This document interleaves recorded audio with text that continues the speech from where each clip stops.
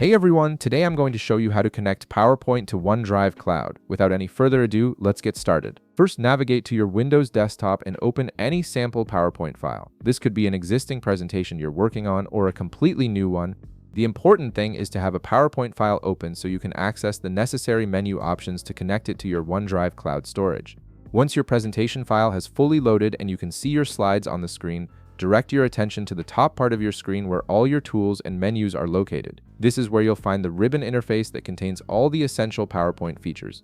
From this menu bar, click on the File tab. This tab is typically positioned at the far left of the ribbon and gives you access to important file management options like saving, sharing, and printing your presentations.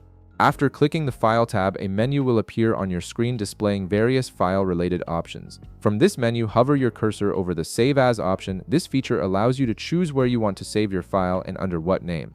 When you hover over Save As, you'll notice additional location options appear. This is where OneDrive comes into play as one of your primary cloud storage destinations. Within the Save As options, you'll see the OneDrive option listed. Click on it to select OneDrive as your save location.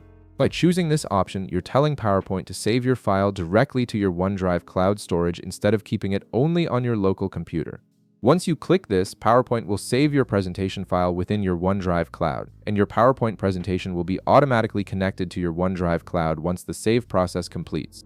This connection means your file will be accessible from any device where you're signed into OneDrive, and any changes you make will sync automatically across all your devices. And that's it.